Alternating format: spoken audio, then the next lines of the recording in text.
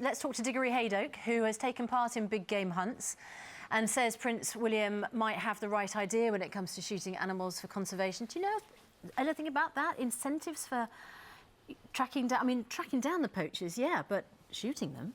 A lot of African countries have a shoot-on-sight policy for poachers. Really? Mm.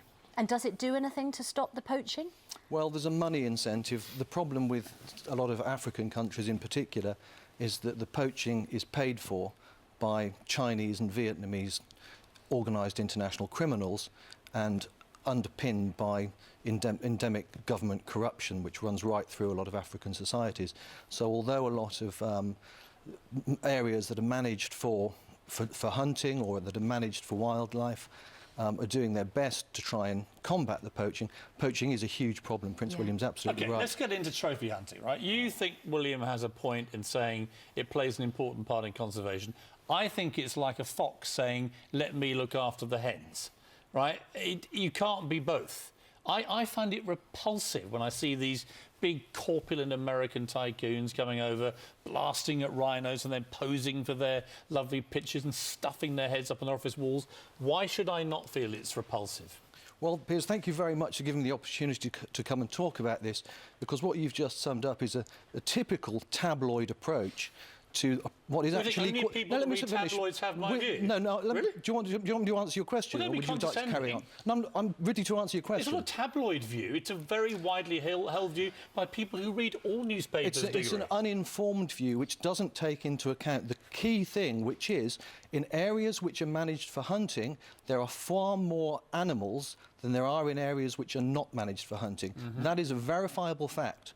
Now, hunting may not be to everybody's taste, but it works for conservation. Right, it is also a verifiable fact that there is massively higher revenue to be drawn from tourists going to these reserves and watching animals in their natural habitat. There are also far more humane ways of disposing of elderly or dying animals than letting some corpulent American come over with his little howitzer, blow their brains out and pose for his trophy pictures. Again, you're stooping to tabloid language, if you'll forgive me. It's not tabloid language, it's a reality. Shooting people with a howitzer. How much research have you done on this? Let me talk about Cecil the lion, for example, where they lured this old lion out of the reserve to an illegal area so this American called Walter, a dentist, could blast it dead and put it on his dental wall. Now, I say that is completely unacceptable, and I don't like our future king, who's supposed to be so aligned to conservation and helping to save animals, actually endorsing that kind of trophy hunting. You don't seem to be able to get over your emotional distaste for hunting, which you're very entitled to. No, hunting's one thing, but trophy hunting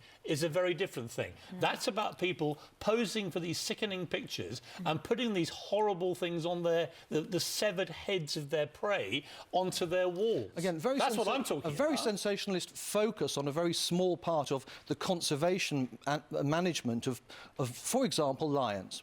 In areas in Botswana where lion hunting used to take place, there was money. A small village on the edge of the Okavango Delta would get $600,000 for the taking of 120 animals, not all lions, various animals, in 1 year. That paid for 20 standpipes, 20 toilets for people who don't have toilets. This money comes directly from hunting revenue.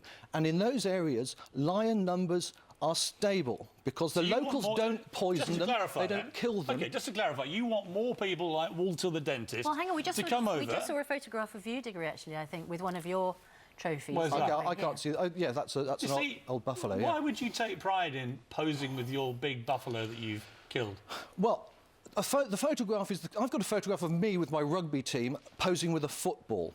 It's part of... It's a culmination of what we do. You're likening a sports photograph with a dead buffalo, right? Which you're proudly standing next to, so you can put it on your wall. That was the culmination of 3... And you call me a tabloid sensation? Yes, you are. That was... Wow. That was... I'll answer your question. Wow. That was me going hunting. I looked my prey in the eye, I shot it, I ate it, and I took a photograph. The photograph was a tiny part of me being on the ground, interacting with animals.